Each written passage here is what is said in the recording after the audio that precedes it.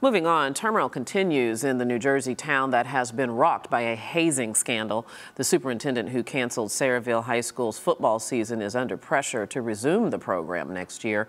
Officials are also investigating whether the alleged hazing ritual started before this school year. It reportedly involved the sexual assaults of freshmen. 7 students now face sex crime charges. Joining us now from Island, New Jersey is Vernal Coleman, a reporter for New Jersey Advanced Media, who has been covering the Sayreville War Memorial High School football hazing story since the very beginning. Is it Vernal or Vernal? It's Vernal, actually. Vernal, okay, I want to make sure I get it right. Thank you so much for coming and help to report this story for Arise America. So just give us the latest update about what's been going on even today as it relates to these students and the discussion about whether or not the football program will continue. Well, the latest update for today is that 7 individuals appeared in court today, in family court in Middlesex County. The prosecutor has as much confirmed that to us, but there's little else known right now, at least officially, as to their identities. That has not been released because they are juveniles, and it won't be released, at least not by the Middlesex County Prosecutor's Office. We do not know right now if any or all of them remain in custody, and all we really know is what they have been charged with. As far as the superintendent's decision, it stands, and right now he's confirmed to us that he is still considering, well, at least that he has not removed the suspension of the program for multiple years. That is still an option that he's mulling over.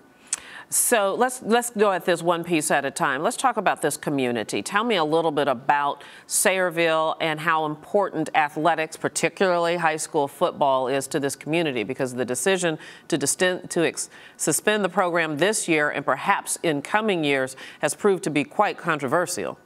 It has, and I think what you've seen in our reporting and others' reporting is that there is a split within the community right now. There are many people who have close ties to the program, either through because they are legacy. They themselves went to the high school and participated in athletics during their time there. Now their children are participating in athletics there.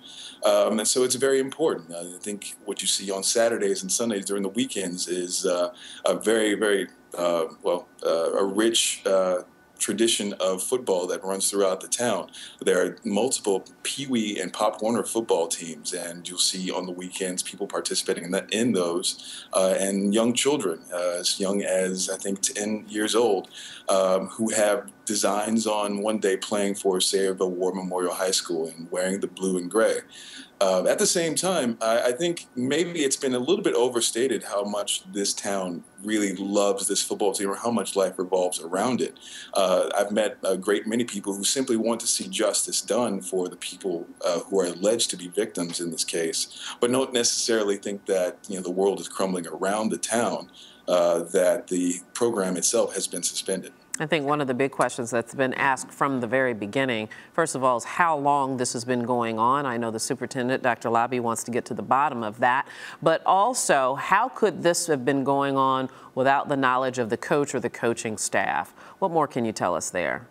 Well, those are very interesting questions, and ones we at NJ.com and the Star Ledger are trying desperately to get to the bottom of. I think the superintendent has said as much, and this is part of his thinking as far as the cancellation of the season, that at least he believes that this is not an isolated incident. And we've heard various different accounts of the incidents that are alleged, and from various different people, that this may not be an isolated incident, but nothing that we can confirm as of right now.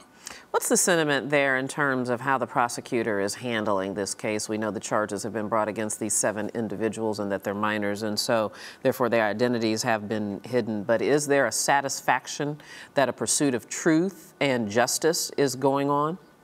I think so. I think it's taken a turn in the last week. You saw it. We saw it speaking to people within Sayreville. At the very beginning, after the superintendent made his initial decision to cancel the game, and then later the season, and after the Board of Education affirmed that decision, people were very, very angry because they thought this was an official who was out there on his own making a unilateral decision without giving much information to the public. And then later, once the prosecutor's office actually detailed, well, in a certain amount of detail, gave people a sense of what the actual charges were and what was alleged to have happened, there was definitely a turn. So I think that at this point, the opposition, at least the rage has been muted to a certain extent, and that people really are supportive of the prosecutor's office and really just want the process to play out so that everyone can get a sense of maybe not closure, but a sense of justice. Vernal Coleman, thank you so much for an excellent report. It's good to talk to you. Okay, thank you very much. And you're watching Arise America.